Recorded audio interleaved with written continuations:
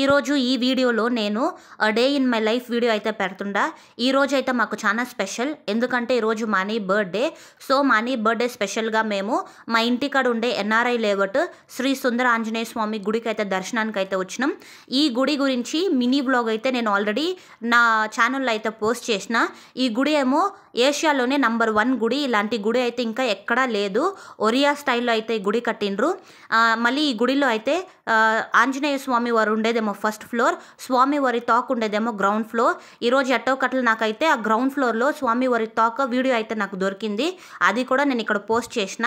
So పొద్దున్నే మేము అందరం మా ఎంటైర్ ఫ్యామిలీ అయితే ఈ గుడికి వచ్చేసి మంచిగా దర్శనం అయితే చేసుకున్నాం. అట్లే ఈ గుడిలో ఈరోజు మాకు ప్రసాదం ఏం పెట్టిండ్రంటే చందనం అయితే ప్రసాదంగా ఇచ్చిండ్రు. సో ఈ చందనం అయితే మనం ఇంటికి కూడా తీసుకొని పోయి మనం బొట్టులాగా కూడా పెట్టుకోవచ్చు. అది అభిషేకం చేసి పెట్టిన చందనం. సో అదైతే మేము తీసుకొని వేసినాము. ఆ తర్వాత ఇక్కడ ఇప్పుడు చూపిస్తున్న వీడియో ఏమో గ్రౌండ్ ఫ్లోర్లో ఉండే వీడియో. సో ఇక్కడ మీకైతే ఆంజనేయ స్వామి వారి ఎంత పెద్ద తోక మీకు ఇక్కడ కానొస్తుంది. ఎంటైర్ ఒక ఫ్లోర్ ఎంత పెద్దది ఉంటే అంత పెద్ద తోక అయితే ఇక్కడ ఉంది. సో గుడి దర్శనం అయిపోయిన వెంటనే మేము అమ్మ పేస్ట్రీకి పోయినాము. అక్కడికి పోయేసి ఒక పేస్ట్రీ అయితే సెలెక్ట్ చేసుకొని నేను భార్గవి ఇంటికి వచ్చేసినాం. ఆ తర్వాత మా అన్నయ్యతో అయితే ఆ కేక్ కటింగ్ కూడా అయిపోయింది. కేక్ కటింగ్ అయిపోయిన వెంటనే మేమైతే కొత్త స్టవ్ అయితే కొనుక్కొని వచ్చినాం. సో ఆ స్టవ్ అయితే అన్బాక్సింగ్ చేసి స్టవ్కి పూజ కూడా చేసినాం. సో ఈ స్టవ్ అయితే మేము కొనుక్కొని వచ్చిందేమో 1200కి. వాళ్ళైతే షాప్ కీపర్ మాకు చెప్పింది ఎంత అంటే 2000 అని చెప్పిండ్రు. బార్గెన్ చేసి లాస్ట్కి మేము ఒక 1200కి అయితే ఈ స్టవ్ తీసుకొని వచ్చేసినాం. రెగ్యులేటర్ కూడా ఆ స్టవ్తో పాటే వచ్చింది. ఇదేమో సింగిల్ బర్నర్ స్టవ్. ఎప్పుడైనా ఏదైనా పెద్ద పెద్ద పిండి వంటలు లేకపోతే పండగలు అట్లాంటి ఏమైనా వచ్చినప్పుడు కింద కూకొని వండుకునేకైతే ఇలాంటి స్టవ్ చాలా మంచిగా ఉంటుంది. ఇదైతే స్టీల్ స్టవ్, మనకి స్టీల్ ఉంది, ఐరన్ ఉంది, కానీ మేమైతే స్టీల్ స్టవ్వే తీసుకున్నాం. ఆ తర్వాత కొత్త గిన్నె కూడా తెచ్చినాం. సో ఈరోజు స్టవ్ పూజ కాబట్టి పాలు పొంగిద్దాం ఫస్ట్ అనుకున్నాం. సో కొత్త గిన్నెకి మా మమ్మీ అయితే మంచిగా పసుపు పూసేస్తుంది. ఆ తర్వాత పసుపు పూసిన వెంటనే పసుపు పూసేసినాక పసుపు తాడు, ఆ పసుపు తాడుకేమో మేము తమలపాకు అయితే కట్టినాము. సో తమలపాకు కట్టిన పసుపు తాడు గిన్నెకైతే మా అమ్మ కట్టేసింది. ఆ తర్వాత స్టవ్ కూడా పసుపు కుంకుమ పెట్టేసినాం. సో పూజకు కావాల్సిన సామాన్లు అన్నీ పెట్టుకున్నాం. ఆ తర్వాత పాలు పొంగిద్దాం ఫస్ట్ అనుకొని మేము పాలైతే నేను గిన్నెలోకి అయితే పోసేస్తుండా. మా అమ్మ ఇట్లా పాలు పొంగించినప్పుడు దాంట్లో ఏం వాటర్ వేయకూడదనింది. So complete 2 packets Good Life పాలు అయితే మేము గిన్నెలో పోసేసి స్టవ్ మీద పెట్టి ఆ పాలైతే పొంగిచ్చేసినాం. పాలు పొంగిన తర్వాతే మేము పూజ అయితే చేసినాం. సో నార్మల్ పూజ అయితే జరిగిపోయింది. ఏమేమి కావాలో పసుపు, కుంకం, టెంకాయి, ఆ తర్వాత ఆకు, ఒక్క అన్నీ పెట్టి మంచిగా స్టవ్ పూజ అయితే జరిగిపోయింది. ఈ స్టవ్ పూజ స్టార్ట్ చేసే ముందరే మేము ఒకసారి అయితే టెస్ట్ చేసినాం. ఈ స్టవ్కే వాళ్ళు రెగ్యులేటర్ ఇచ్చిండ్రు కాబట్టి ఆ రెగ్యులేటర్ గ్యాస్ సిలిండర్కి కరెక్ట్గా ఫిట్ అవుతుందా లేదా, లేకపోతే ఏమైనా లీక్ అవుతుందా, పైప్ ఎట్లుంది ఏముంది అండ్ కంప్లీట్గా అయితే మేము టెస్ట్ చేసినాం.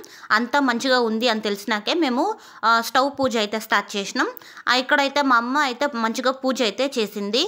ఇక్కడైతే మా అమ్మ పూజ అయితే మంచిగా చేసేస్తుంది. సో పూజ జరిగేటప్పుడు కర్పూరం తిప్పేటప్పుడు అయితే ఒక ఫన్నీ ఇన్సిడెంట్ అయితే జరిగింది.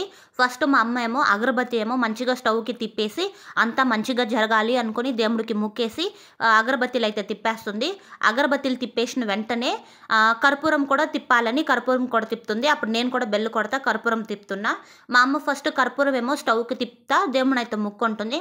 ఆ తర్వాత వెంటనే ఆ కర్పూరం ప్లేట్ ఏమో పైకి పెట్టి పైకి కూడా తిప్పుతానుంటే నేను అనుకున్న ఎందుకు మా అమ్మ ట్రైఅవుట్ స్టాండ్కి ఫోన్కి తిప్పుతుంది అని నేను మా అమ్మని అయితే అడిగేసిన. ఎందుకు మా ట్రైఅవుట్ స్టాండ్కి ఫోన్కి తిప్పుతుండను అంటే మా అమ్మ అది ట్రైఅవుట్ స్టాండ్కి ఫోన్కి కాదు, నేను హారతి తిప్పేది సూర్య భగవాన్కి అని చెప్పింది. సో దానికి కొంచెంసేపు నవ్వుకున్నాం మేము అందరము. ఈ వ్లాగ్ అయితే మేము మా ఇంట్లోపల కాదు మా వరండాలో పోర్టుకోల్ అయితే చేస్తున్నాం. సో మాకైతే ఇక్కడ మంచిగా సన్లైట్ సూర్యుడు అయితే మంచిగా కానొస్తారు.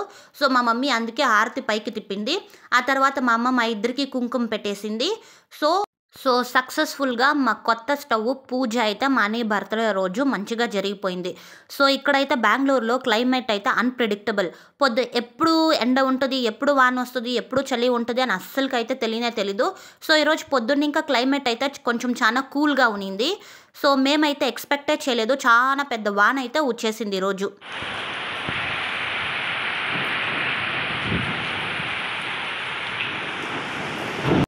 మేము ఇలా బయట గ్యాస్ స్టవ్ పూజ చేసి అలా సామాన్లన్నీ లోపలికి తీసుకొని పోయలేక బయట అయితే పెద్ద వాన అయితే స్టార్ట్ అయిపోయింది. క్లైమేట్ మొత్తం ఫుల్ డార్క్ అయిపోయింది. గాలి దుమ్ములు, మళ్ళీ మామూలు వాన అయితే పడలేదు. ఇక్కడేమో వడగళ్ళ వాన పడింది. అది పెద్ద పెద్ద వడగళ్ళ వాన పడింది.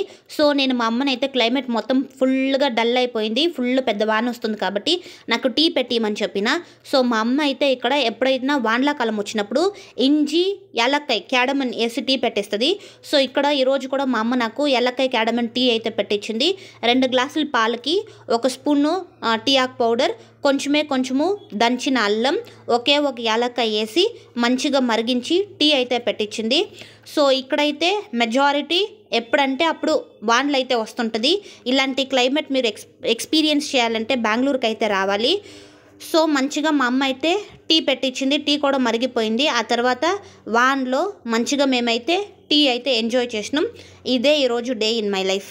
And thank you so much for watching.